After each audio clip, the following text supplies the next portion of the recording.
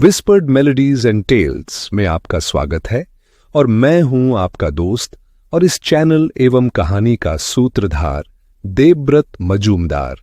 चलिए कहानी प्रारंभ करते हैं। छाया, एक रात की दुल्हन, एपिसोड 3, निष्कर्ष। मैं छुई खदान से खैरागढ़ के रास्ते में अक्सर जोर जोर से हंसने लगता था। अजय और बॉबी दोनों मुझे आश्चर्य से देखते लेकिन चुप रहते। उनकी हिम्मत नहीं हो रही थी कि मुझसे कुछ पूछें। कुछ देर बाद बॉबी ने हिम्मत जुटाते हुए पूछ ही लिया, सर जी आप ठीक है ना? मैंने उसे भूत की तरह घूरते हुए भारी आवाज में कहा, आज मैं इस शरीर में हूं और कल तेरे शरीर में रहूंगा। फिर जोर जोर से हंसने लगा। बॉबी घबराया हुआ अजय से बोला, अजय भाई, सर जी पर भूत चढ़ गया है, देख कैसे हंस रहे हैं। अब अजय भी थोड़ा घबराया और मुझसे पूछा, सर आप कौन हैं और हमारे सर जी को क्यों पकड़ा है? मैंने अजय की तरफ देखते हुए कहा, तू अजय है ना? निडर अजय।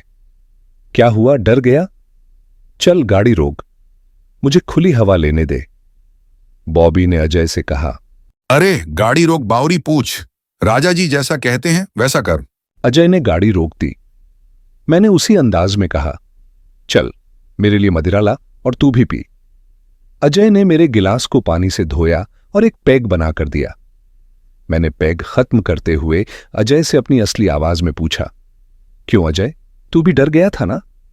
अजय ने स्वीकार किया कि वह कल रात से डरा हुआ है। मैंने बॉबी से पूछा तो उसने भी माना कि वह भी डरा हुआ है। मैंने दोनों से कहा, डरो मत पागलों, मैं तुम दोनों को कल रात का राज बताता हूं। इसके बाद मैं गाड़ी की ड्राइवर सीट पर बैठ गया और गाड़ी चलाने लगा। अजय और बॉबी मेरी बातों को ध्यान से सुन रहे थे। मैंने राज पर से पर्दा उठाना शुरू किया। बॉबी, तुझे याद है, आज से 4 महीने पहले खैरागढ़ कैंप ऑफिस में हमसे एक बूढ़ा आदमी मिलने आया था जिसे सब लोग बैगा महाराज के नाम से बुला रहे थे। साइट के कुछ मजदूरों ने हमें बताया था कि बैगा 36 घड़ी नाम है तंत्र मंत्र और जादू टोना करने वालों के लिए। महाराज का मतलब पंडित होता है। वह बूढ़ा सच में बैगा महाराज था। उसकी उम्र लगभग 90 साल से ज्यादा की होगी। वह राज परिवार के सभी राज जानता था। शाम को बैगा महाराज हमारे घर आए। वह मेरे साथ गप्पे मारने लगे। मैंने उन्हें मेरे साथ पीने का न्योता दिया तो वह राजी हो गए। तब मैंने तुझे और अजय को खैरागढ़ भेजा लाल परी और मुर्गा लाने। तुम्हारे जाते ही बैगा महाराज मेरे पास खटिया पर आकर बैठ गए। उन्होंने मुझे अपना दायां हाथ उनकी हथेली पर रखने को कहा। मैंने वैसा ही किया। कुछ देर तक वह मेरा हाथ पकड़कर मेरे चेहरे को देखते रहे। फिर उन्होंने बोलना शुरू किया। उन्होंने मेरे बचपन के बारे में बताया, मेरे पिताजी और माताजी के बारे में सब कुछ बताया। उन्होंने मेरे प्यार की कहानी भी बताई। जो कुछ भी उन्होंने कहा वह सच था। मैं उनकी बात सुनकर दंग रह गया था। मैंने उनसे पूछा, बैगा महाराज, अब मेरे भविष्य के बारे में भी बताइए। उन्होंने जवाब दिया, भविष्य कैसा होगा यह तेरे किए हुए निर्णयों पर निर्भर करेगा। भविष्य के बारे में इस दुनिया में कोई नहीं बता सकता।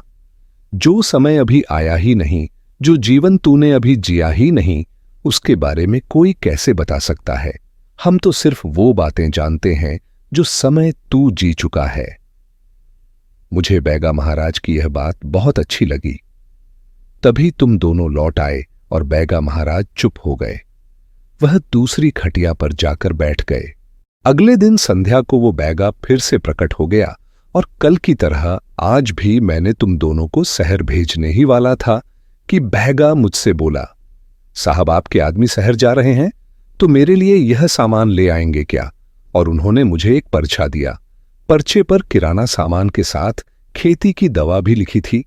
मैंने पर्चा अजय को देते हुए कहा, सामान ले लेना बैगा महाराज का।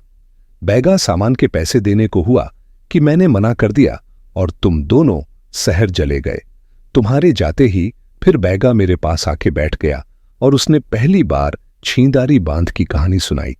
बैगा महाराज की कहानी और मुखिया की कहानी में समानता थी, पर बैगा महाराज की कहानी में कुछ राज भी थे जो कि मुखिया को मालूम नहीं थे या किसी ने कभी यह राज सुने नहीं होंगे। बैगा महाराज की कहानी कुछ इस तरह शुरू होती है। राज परिवार के महाराज बहुत ही रसिक मिजाज के थे। लोग समाज में उनका बहुत रुतबा था और वो लंदन से आए थे। लंदन में उन्होंने खूब रंग रलिया की थी, क्योंकि वहां उन्हें किसी का डर नहीं था और समाज की चिंता नहीं थी। देश में लौटकर भी वो खूब अय्याशी करते थे। वो अक्सर लाहौर तो कभी लखनऊ तो कभी कलकत्ता अपनी अय्याशी के लिए जाते रहते थे। उनके पिता महाराज को जब उनकी हरकतों के बारे में पता चला, तब उन्होंने उनका विवाह एक राज्य कन्या से कर दी और महाराज अब राज्य काज में लग गए। उनकी पत्नी यानी कि महारानी बहुत सुंदर और गुणी थी। वो संगीत में भी रुचि रखती थी। इसी संगीत प्रेम के चलते महारानी ने कलकत्ता से एक बांसुरी बादक और एक गायिका को बुलवाया था। गायिका भी बहुत सुंदर थी। कहते हैं ना कि सुंदरता लाख पर्दों में भी नहीं छुपती। महाराज से भी कहां बच पाती सुंदर गायिका।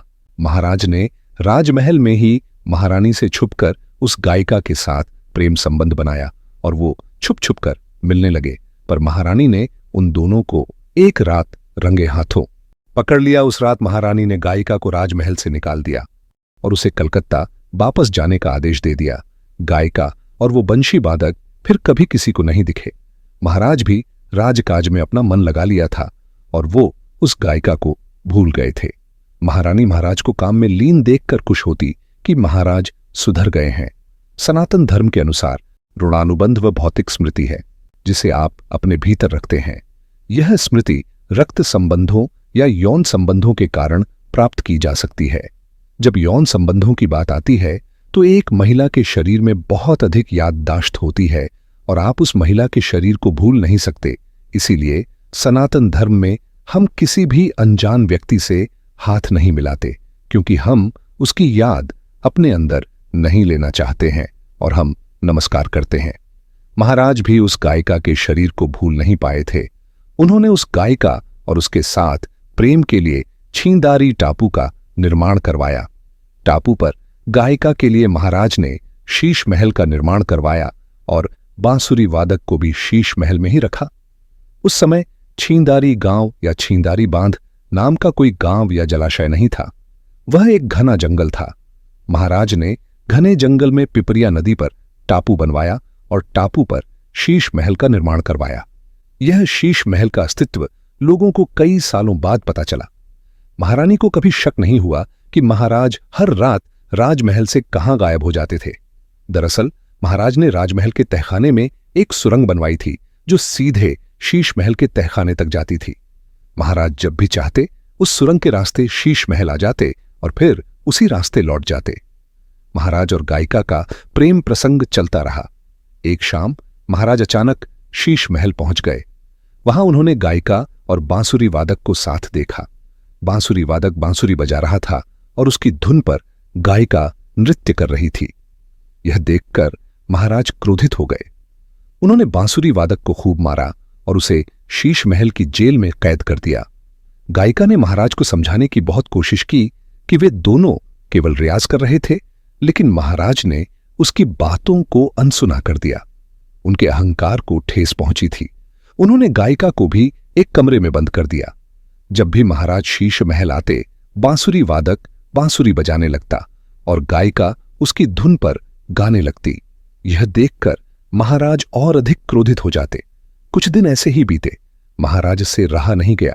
उन्होंने गायिका से दूसरी शादी करने और उसे अपनी रानी बनाने का मन बना लिया। वह शीश महल पहुंचे और गायिका को यह बात बताने ही वाले थे कि तभी बांसुरी की आवाज आई। गायिका पागलों की तरह नाचने और गाने लगी। अब महाराज का धैर्य पूरी तरह टूट गया।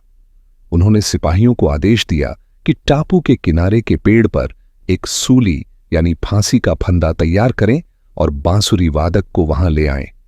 महाराज ने गायिका को घसीटते हुए पेड़ के पास लाया। सिपाहियों ने बांसुरी वादक को निर्वस्त्र कर दिया। महाराज ने उसके शरीर पर कई चीरे लगवाए और सिपाहियों से कहा कि उसके शरीर पर नमक मिर्च का लेप करें। वादक दर्द से कराहने लगा। उसका शरीर मछली की तरह तड़पने लगा। महाराज का गुस्सा फिर भी शांत नहीं हुआ। उन्होंने वादक की आंखों में मिर्च भरवा दी। वादक अब और सहन नहीं कर पा रहा था। उसका शरीर शांत होने लगा। महाराज ने सिपाहियों को आदेश दिया कि वादक के गले में रस्सी बांध दें। गायिका यह सब देख रही थी। उसकी चीखें पूरे जंगल में गूंज रही थीं। उसकी चीखें इतनी मार्मिक थीं कि किसी का भी हृदय चीर सकती थीं। सिपाहियों ने रस्सी को पेड़ की 2 टहनियों के बीच से निकालकर एक भारी पत्थर दूसरे सिरे पर बांध दिया। वे राजा के आदेश का इंतजार करने लगे। राजा ने खुद गायिका को सूली पर बांधा और सिपाहियों को आदेश दिया कि वे एक साथ गायिका को सूली पर लटका दें और बांसुरी वादक के पत्थर को पानी में फेंक दें। राजा के आदेश का पालन किया गया। गायिका सूली पर लटक गई और वादक का शरीर पानी में डूबने लगा। वादक की रस्सी पेड़ की टहनियों में अटक गई, जिससे उसका गला दब गया। दोनों का शरीर कुछ देर तक तड़पता रहा और फिर एक झटके में शांत हो गया। दोनों के प्राण निकल गए। राजा ने उन दोनों के शरीर को उसी पेड़ के नीचे दफना दिया। इस घटना के बाद जब भी राजा शीश महल आता, उसे बांसुरी की आवाज सुनाई देती और गायिका के गाने की धुन उसे पागल कर देती। राजा से यह सहन नहीं हुआ और उसने एक बैगा को बुलाया। राजा ने उसे शीश महल में बुलाकर समस्या का समाधान पूछा। बैगा शीश महल में कदम रखते ही पूरी कहानी समझ गया। उसने राजा से पूछा, महाराज, इस शीश महल में 2 कत्ल हुए हैं, क्या आप जानते हैं? राजा ने झूठ बोलते हुए कहा कि उसे इसके बारे में कुछ नहीं पता। बैगा के मन में लालच जाग गया। उसने राजा से वादा किया कि वह इस बात को किसी को नहीं बताएगा और आत्माओं को शांत कर देगा। इसके बदले उसने राजा से भारी धन लिया। फिर बैगा ने राजा को उपाय बताया कि अगर वह रोज एक नई महिला के साथ यौन संबंध बनाएगा तो गायिका की गाने की आवाजें सुनाई नहीं देंगी। फिर कहानी मुखिया जी की बताई हुई कहानी से शुरू होती है। कहानी में जो बैगा था वह आज के बैगा महाराज ही थे। उन्होंने आगे बताया कि उस टापू पर जो लड़की आखिरी बार आई थी वह दरअसल राजा की पहली पत्नी की बेटी थी। वह राजमहल में ही रहती थी और अपनी मां से मिलने के लिए अक्सर आती थी। उसकी मां ने उसे उस रात की पूरी कहानी सुनाई थी। राजा ने उसकी मौसी के साथ जबरदस्ती की थी और उसे जंगल में छोड़ दिया था ताकि जंगली जानवर उसे मार डालें। लेकिन मौसी बच गई और गांव लौटकर उसने लड़की को अपने साथ हुए अत्याचार की कहानी सुनाई। उस दिन से लड़की ने तय कर लिया कि वह राजा को सबक सिखाएगी। लड़की की उम्र तब 17 साल थी। उसने टापू पर जाने का रास्ता खोज लिया। राजा को शक न हो इसलिए वह नाव से टापू पर गई, लेकिन लौटते समय सुरंग के रास्ते से राजमहल वापस आ गई। बैगा ने उस शाम लड़की को टापू पर देखा। उसने उससे पूछा, तुम्हारा नाम क्या है और इतनी रात को यहां क्यों आई हो? लड़की ने जवाब दिया, मेरा नाम छाया है और मैं राजा की बेटी हूं। यह कहकर वह पेड़ के तने से टिककर बैठ गई। जब उसने दोबारा बोलना शुरू किया तो वह छाया नहीं थी। उसके अंदर गायिका की आत्मा आ गई थी। वह जमीन से उठकर सीधे शीश महल की ओर बढ़ गई। बैगा भी उसके पीछे पीछे गया। राजा ने जब छाया को देखा तो आश्चर्यचकित रह गया। वह कुछ पूछ पाता उससे पहले छाया ने फूलदान उठाकर राजा के सिर पर दे मारा। राजा बेहोश हो गया। सिपाही छाया की तरफ दौड़े, लेकिन उसने सभी सिपाहियों को मार डाला। यहां तक कि महल की दासियों को भी उसने नहीं छोड़ा। फिर वह राजा को घसीटकर पेड़ के पास ले आई और उसे उसी तरह मारा जैसे राजा ने बांसुरी वादक को मारा था। छाया बेहोश हो गई। जब उसे होश आया तो गायिका की आत्मा उसके शरीर को छोड़ चुकी थी। छाया सुरंग के रास्ते राजमहल लौट आई। किसी को यह पता नहीं चल सका कि वह लड़की कौन थी और कहां से आई थी। बैगा ने कहा, अब मेरी उम्र हो चली है, मैं किसी भी दिन मर सकता हूं। मैं चाहता हूं कि गायिका की आत्मा को मुक्ति मिल जाए, लेकिन इस हालत में मैं अकेले टापू पर जाकर गायिका के अवशेष नहीं निकाल सकता और उसका अंतिम संस्कार नहीं कर सकता। फिर बैगा ने मुझसे कहा, जब मैंने आपको देखा तो आपके निडर स्वभाव का एहसास हुआ। मैंने आपका हाथ पकड़कर देखा और समझ गया कि आप मेरी मदद कर सकते हैं। मैंने बैगा से कहा, बैगा महाराज, अगर मैं आपकी कोई मदद कर सका तो जरूर करूंगा। तब तक आप मेरे साथ रहें और मेरा मार्गदर्शन करते रहें। उस दिन के बाद बैगा बाबा सुबह से ही मेरे साथ रहते और शाम को शराब पीने के बाद अपने घर लौट जाते।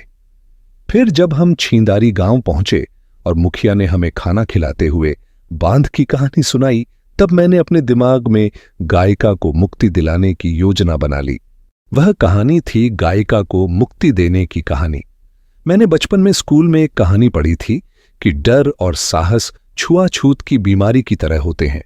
यदि एक व्यक्ति डर दिखाए तो पूरा समूह डर जाता है, और यदि एक व्यक्ति साहस दिखाए तो सभी साहसी बन जाते हैं। मैंने भी इसी डर साहस के सिद्धांत का सहारा लिया। जब कोई डरा होता है तो वह वही देखता है जो उसके डर का कारण है, और यदि मेरे जैसा कोई एक कहानी गढ़कर उसे प्रस्तुत करे तो सभी लोग वही देखेंगे जो मैं दिखाना चाहता हूं। मैंने बॉबी और अजय से कहा कि जब हम खैरागढ़ आ रहे थे तो वे दोनों डरे हुए थे। मैंने उनके डर का फायदा उठाया और ऐसा नाटक किया मानो मुझ में भूत आ गया हो और मैं पागल हो गया हूं। पिछली रात भी मैंने वैसा ही किया। जब सब लोग महफिल में आए तब मैंने राजा की कहानी सुनाकर सबसे पहले डर का माहौल बनाया। जब सब सो गए तो मैंने बॉबी और अजय को पेड़ तक साथ चलने के लिए कहा। वहां मैंने बॉबी को एक जुगनू दिखाया और उससे पूछा, तुझे कोई लालटेन दिख रही है क्या? अजय ने डर के मारे उस जुगनू को लालटेन समझ लिया और मेरे कहने पर बोल पड़ा, हां, मुझे दिख रही है। बॉबी पहले से ही डरा हुआ था। जब मैंने और अजय ने कहा कि हमें लालटेन दिख रही है तो बॉबी के दिमाग ने भी जुगनू को लालटेन ही देख लिया। फिर मैंने कहा, देखो, एक लड़की उतर रही है। उनके डर और मेरे द्वारा घड़ी कहानी के कारण उनके दिमाग ने सचमुच एक लड़की की छवि देख ली। फिर मैंने कहानी को आगे बढ़ाते हुए कहा कि गायिका की आत्मा का पता लगाना है। डर और शराब के नशे में वे दोनों मेरी हर बात पर विश्वास करते गए। आखिरकार हमने वहां से कुछ अवशेष पाए जिन्हें बैगा ने रीति रिवाजों के साथ अग्नि के हवाले कर दिया। बॉबी ने मुझसे पूछा, लेकिन सर, वह लहंगा कहां से मिला? मैंने हंसते हुए कहा, लहंगा नहीं, वह किसी पुरानी लड़की का पेटीकोट था जो पेड़ के पास मिला था। तुम लोगों ने उसे लहंगा इसलिए समझा क्योंकि मैंने उसे लहंगा कहा था। इतने सालों से मिट्टी में दबे होने के कारण वह वैसे ही जर्जर हो गया था। यह सुनकर दोनों ने कहा, सर जी, आपने हमें खूब उल्लू बनाया। अब हम बैगा के घर पहुंच चुके थे। बैगा बहुत प्रसन्न था क्योंकि गायिका की आत्मा को मुक्ति मिल चुकी थी। अगर आपको मेरी कहानियां अच्छी लग रही हैं तो मेरे वीडियोस को लाइक करें और मेरे चैनल को सब्सक्राइब जरूर करें। साथ में बेल आइकॉन को दबाना मत भूलिए ताकि आपको मेरी नई वीडियोस की जानकारी मिलती रहे। धन्यवाद।